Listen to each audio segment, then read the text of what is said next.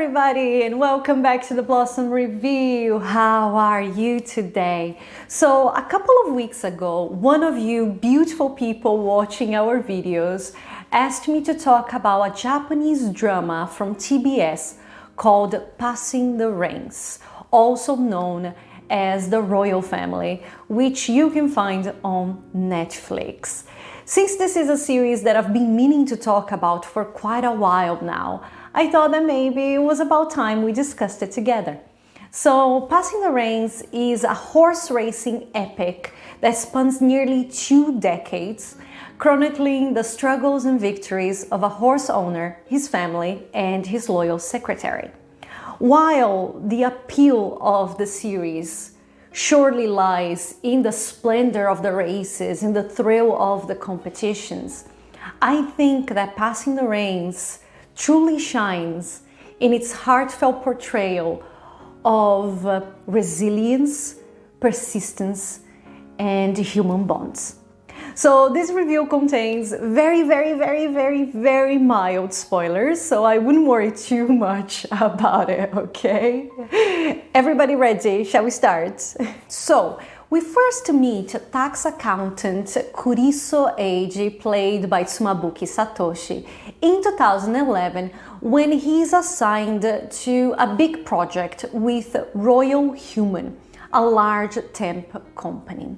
His goal is to investigate their often defeated horse racing division led by Royal Human founder Sano Kozo, played by Sato Koichi, whom his son claims is embezzling funds.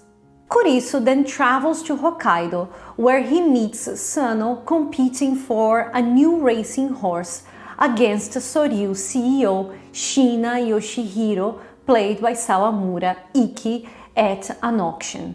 Blunt, a tad grumpy but clearly passionate about the sport, Sano then introduces Kurisu to an intricate world that goes much further than just horses, money, and victories. Horse racing is a dynamic, bustling reality that Kurisu knows nothing about. As he's taken from ranch to ranch and witnesses the work of trainers, stable owners, and breeders, Kurisu comes to realize that it's the collaborative effort of many. It is their care, their hard work, and their dedication that allows a racing horse to compete. Kurisu is soon bewitched, but living up to his reputation as a meticulous professional, he still conducts a fair and very detailed investigation which does uncover embezzlement of funds by Sano's secretary. This encounter with Royal Human and its horses offers healing for wounds Kurisu has been carrying for quite a while. He then finds purpose and meaning in Sano's horse racing division and accepts his proposal to take over the role of his secretary. Kurisu and Sano are now partners in crime who share a very clear mission: to make their horses the best in Japan by winning the coveted Arima Kinen, one of the country's most important races. We are invited to follow this long quest for a seemingly far-fetched dream through an engaging narrative that constantly subverts our expectations. Passing the Reins knows exactly what kind of story it wants to tell, and it wastes no time whatsoever on trivial subplots or melodramatic antagonists. This is the story of a clever and enthusiastic secretary who courageously embraces a challenging goal and creates the means to achieve it. Kurisu is a powerhouse of a protagonist. He's tenacious, dedicated, and compassionate. He brings people together, helping them find their collective rhythm and harnessing their individual strengths so that as a group they become indomitable. To reach the Arima Kinen, Kurisu mends a heart with every single episode, allowing the show's many characters to find their own purpose within this huge dream which they build with meticulous attention. Sano and Kurisu are surrounded by people who make Sano's ambition their own. Passing the Reins carefully weaves a tapestry of not only family ties, but human bonds. Family isn't just about blood in Passing the Reins, but about shared passion. Kurisu then introduces Sano to a found family that wholeheartedly trusts, cares, and believes in one another. With just a dash of romance and a whole lot of companionship, these characters establish solid and vibrant dynamics that propel the plot forward in the most heartwarming and rewarding ways. But Passing the Reins is also a story about blood relations and intergenerational conflicts. Motherhood is portrayed with a significant amount of admiration and gratitude, while fatherhood receives a much pricklier depiction. Sano is a morally grey character. Some find him terrible, some love him. To his wife and children, he has always been an absent partner and father. To his colleagues, he has always been a devoted businessman and horse owner instead. Despite his failings, Sano does care about people, his family included. Actually, the same description could be given to CEO Shina, who Passing the Reins refuses to turn into a classic or traditional antagonist. Sano and Shina have the most complex and interesting of relationships in this series. They are rivals, which is probably why they understand each other better than anyone else. They share the same motivations, they find comfort in each other's presence, and most importantly, they hold each other in high regard. Both Sano and Shina are given sons with whom they are bound to go head to head.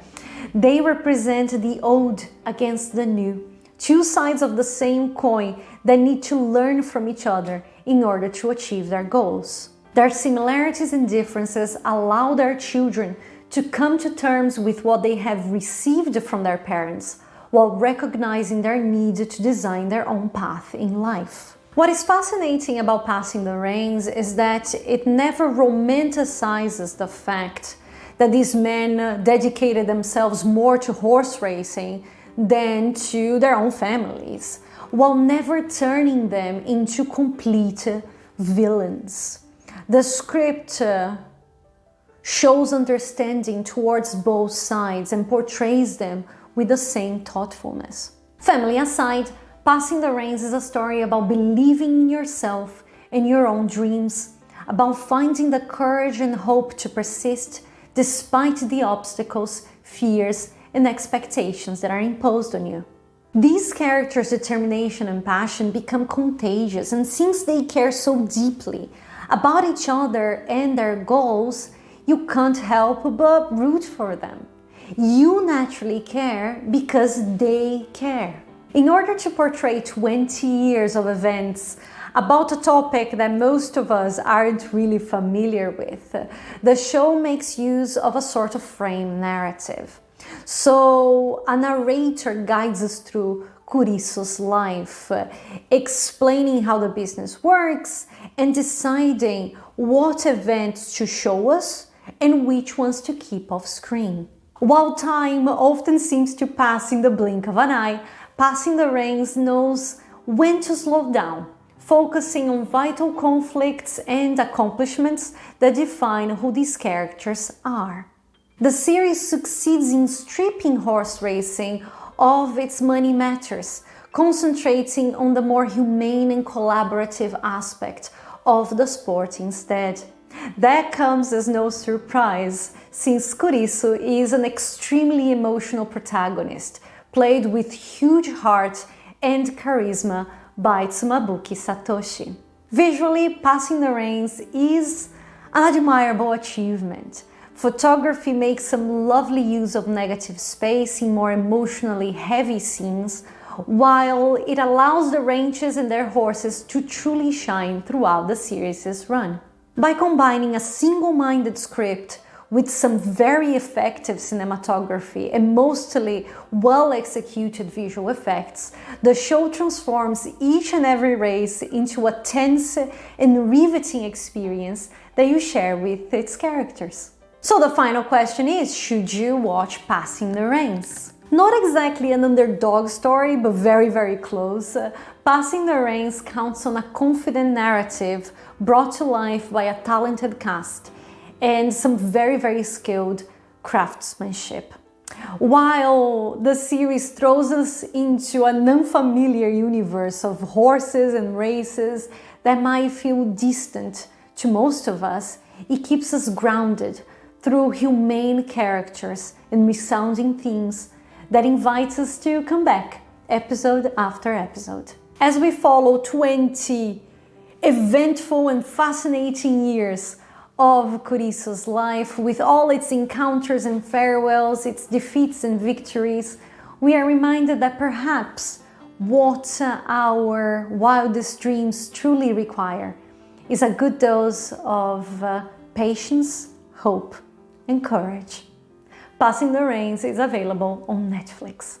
Quick reminder that our complete review of Passing the Reins is now available on the Blossom Review, and over on Substack this week we reviewed the Netflix documentary BTS The Return. So I'll leave all the links in the description if you guys would like to give them a read. Guys, thank you so very much for being here. I really hope that you like this video and you subscribe so I can see you here every week for a new review. Take very good care of yourself and have a lovely day today. Big kiss!